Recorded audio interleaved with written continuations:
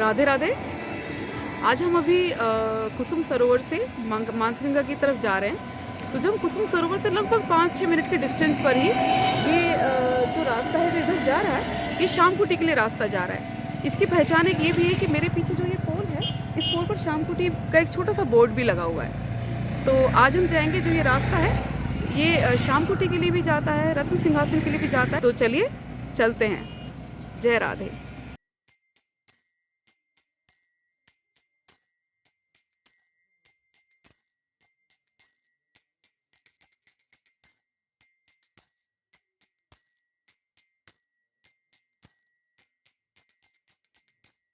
राधे राधे।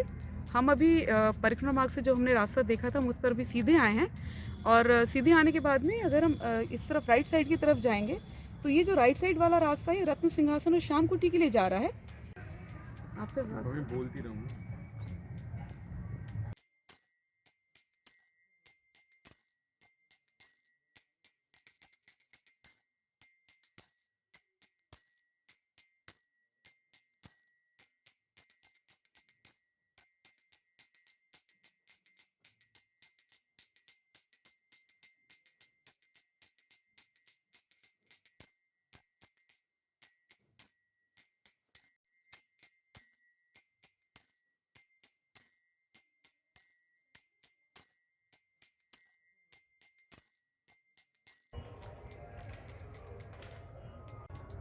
राधे राधे।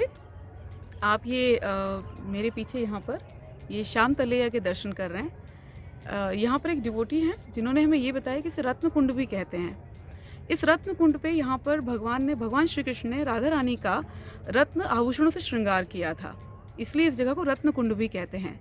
और यहाँ जो ये श्याम तलैया है, जो इस जगह इसे शामकुटी बोलते हैं। ये जो आप मेरे इस तरफ मेरे लेफ्ट साइड में दर्शन कर रहे हैं, ये शामकुटी है। अब यहाँ पर ऐसे कोई टेम्पल नहीं है जहाँ पर कोई दर्शन, भगवान के ऐसे दर्शन नहीं है यहाँ पर, बट दिस प्लेस इज शामकुटी। यहाँ की लीला भी बहुत सुंदर है। शामकुटी से संबंधित एक लीला मैं आपको सुनाती हूँ। जैसा कि हम जानते हैं कि श्री कृष्ण भेष बदलने में बहुत माहिर हैं। तो एक बार उन्होंने क्या किया कि उन्होंने अपने बॉडी पर श्याम रंग की कस्तूरी का पूरा लेप लगा लिया, पूरा अपने आप को श्याम रंग की कस्तूरी से ढक लिया। और उन्होंने श्याम वर्ण के कपड़े भी पहन लिए, अलंकार भी उन्होंने जो आभूषण थे सब श्याम रंग के पहने, पूरा वो श्याम रंग के हो गए बेसिकली। और उन्होंने श्याम रंग के निकुंज के अंदर आए। वहाँ पर गोपियाँ थीं ऑलरेडी, तो गोपियाँ पहचान नहीं पाई कि यहाँ पर कृष्ण हैं, लेकिन कृष्ण वहाँ थे। लेकिन गोपियाँ हैं, वो थोड़ी देर बाद पहचान गई कि कृष्ण यहाँ पर हैं। तो जब गोपियों ने पहचान लिया तो फिर यहाँ पर श्री भगवान की, गोपियों को, राधा रानी की बड़ी मधुर मधुर लीलाएं हुई। जय राधे। राधे राधे। ये आप रत्न सिंहासन के दर्शन कर रहे हैं। बहुत सुंदर है रत्न सिंहासन। आप शायद देख पा रहे होंगे कि रत्न सिंहासन के सामने ही इस छोटी सी शिला पर श्रीमती राधा रानी और श्री कृष्ण के दर्शन हैं।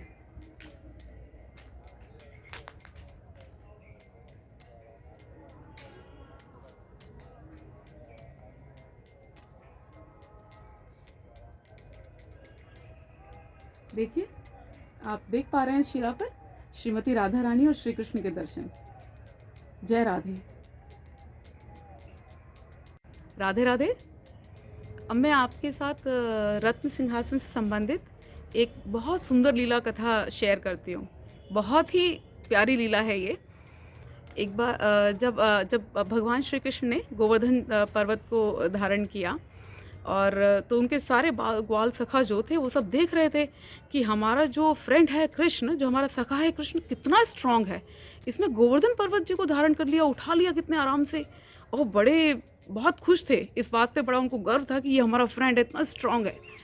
और तो उन लोगों ने मिलके वहाँ पर जब भगवान ने गोवर्धन पर्वत जी को वापस से रख दिया, जब वो लीला संपन्न हुई, तो उसके बाद में ग्वाल सखाओं ने, जब उनके दिमाग में था ये वाला चीज़, वो आपस में डिस्कस कर रहे थे कि हमारा फ्रेंड तो बहुत स्ट्रांग है। तो उन लोगों ने आपस में ये डिस्कशन में ये तय किया कि हमारा फ्रेंड इतना स्ट्रांग है, इसको यहाँ का वृंदावन का राजा होना चाहिए, क्योंकि राजा तो स्ट्रांग व्यक्ति होता है, उसको यहाँ का राजा होना चाहिए। अब ये बात गोपियों को पता चली कि ग्वाल सखा जो हैं, जो भगवान के सखा हैं, श्री कृष्ण के सखा हैं, वो ये प्लानिंग कर रहे हैं कि वो कृष्ण को यहाँ का राजा बनाएंगे।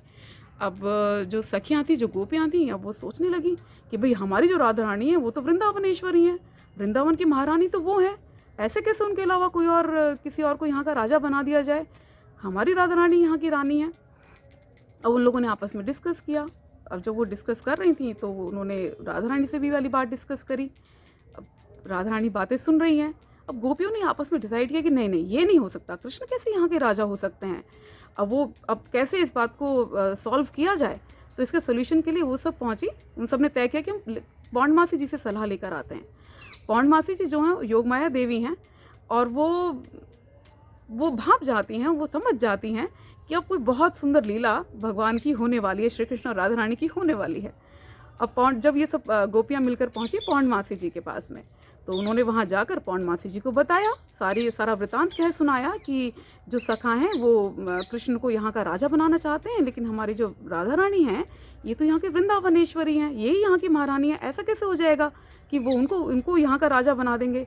पौंडमासी जी ने पूरी बात सुनी, वो मुस्कुराई और उन्होंने कहा कि देखो भाई, अगर एक ऑलरेडी राजा एग्जिस्ट करता है, जो ऑलरेडी अगर राधा रानी यहाँ के वृंदावनेश्वरी हैं, महारानी हैं, और कोई और राजा बनना चाहता है, तो तो उससे बचने का तो एक ही तरीका है, क्योंकि एक जगह का तो एक ही राजा हो सकता है, कि युद्ध किया जाए। भाई तो आप लोग उस राजा से युद्ध करो, उस राजा को युद्ध में हरा दो, और वो युद्ध में हार जाएगा, और आपकी जो राधा रानी वो यहाँ की महारानी है, वो यहाँ की महारानी बनी रहेंगी।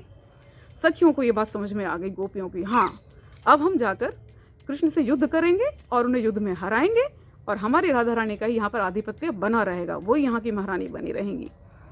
अब वो सब लोग वहाँ से यहाँ पर रत्न सिंहासन पर आए, इस जगह पर आए, रत्न सिंहासन जहाँ हम इस टाइम हैं। राधा रानी यहाँ पर रत्न सिंहासन पर बैठी यहाँ पर उनको बैठाया गया, और यहाँ पर बैठ के अच्छे से प्लानिंग की गई। गोपियों ने अच्छे से प्लानिंग करी।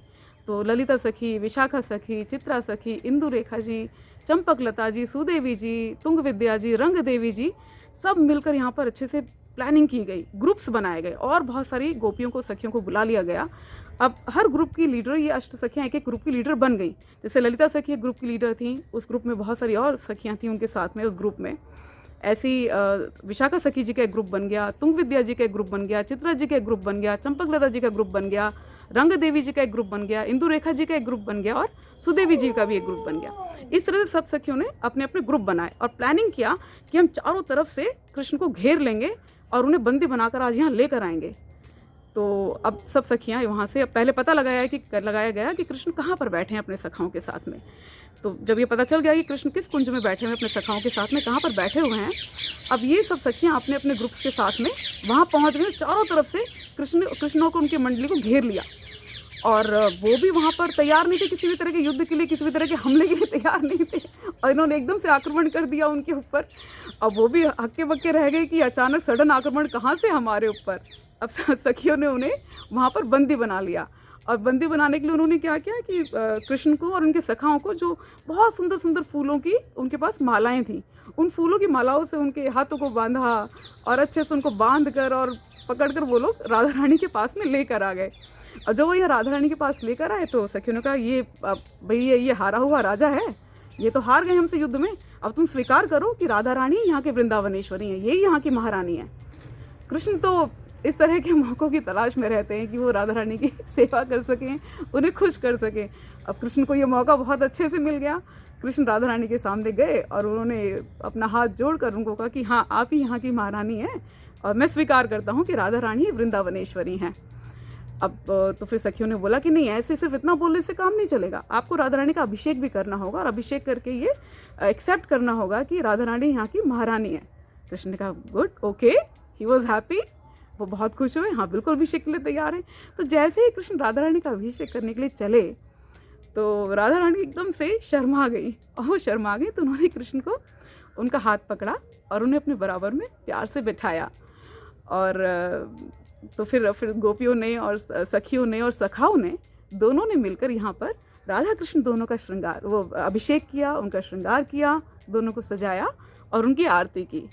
तो ये वो बहुत सुंदर जगह है रत्न सिंहासन, जहाँ की एक खूबसूरत लीला है। जय राधे। राधे राधे।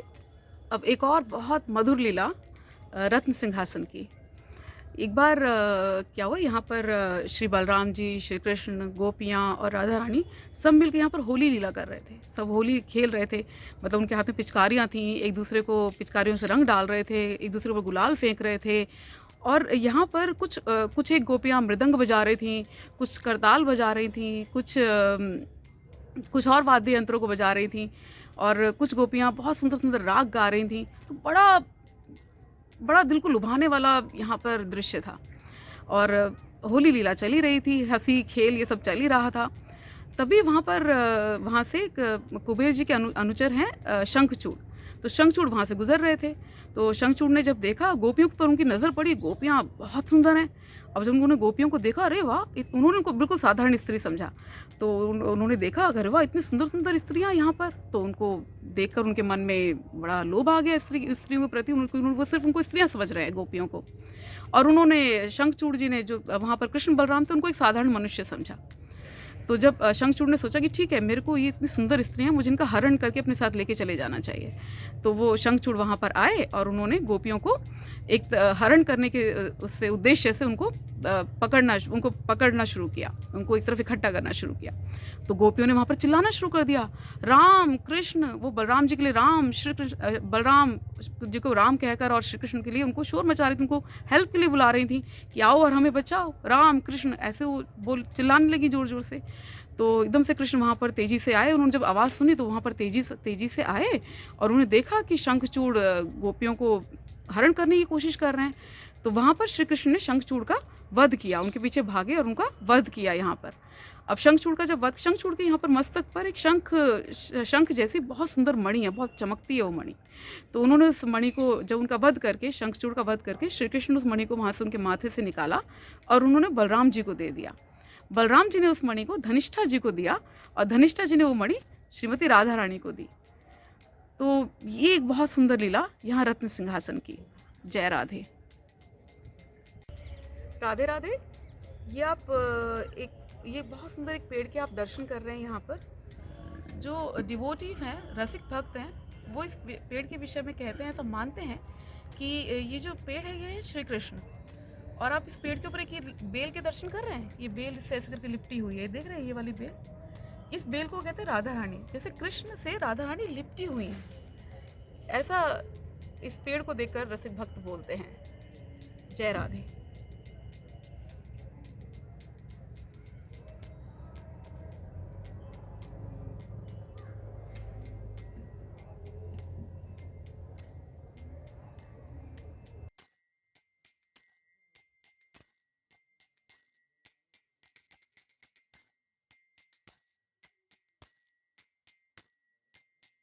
राधे राधे। एक बहुत इम्पॉर्टेंट बात मैं आपको बताती हूँ श्याम कुटी से संबंधित। जब महाप्रभु गोवर्धन जी की परिक्रमा कर रहे थे तो उन्होंने सबसे पहले गोवर्धन जी के दर्शन इस जगह पर श्याम कुटी पर ही किए थे। और जब उन्होंने गोवर्धन जी के दर्शन किए तो महाप्रभु बहुत भावुक हो गए। उन्होंने गोवर्धन शिला का आलिंगन किया, जो वहाँ पर गोवर्धन जी थे उनका आलिंगन किया, और वो बहुत भावुक हो गए, उनके नेत्र अश्रुओं से भर गए। महाप्रभु को इतना ज़्यादा भाव यहाँ पर हुआ। तो ये एक बहुत सुंदर जगह है श्याम कुटी, और हमारे लिए बहुत इम्पॉर्टेंट है। जय राधे। राधे राधे। ये जहाँ हम खड़े हैं अभी, जो स्ट्रक्चर है, ये श्याम कुटी के बिल्कुल बाहर है। और यहाँ पर ये इस स्ट्रक्चर पर यहाँ पर ये बाहर यहाँ पर ये लिखा हुआ है कि इस जगह पर श्री कृष्ण ने श्रीमती राधा रानी के लिए बांसुरी बजाई थी। और यहाँ पर आप दर्शन करेंगे तो यहाँ पर एक शिला के दर्शन हैं, और यहाँ पर ये भी लिखा हुआ है कि ये इस शिला पर श्री कृष्ण के भगवान के चरण चिन्ह हैं। जय राधे।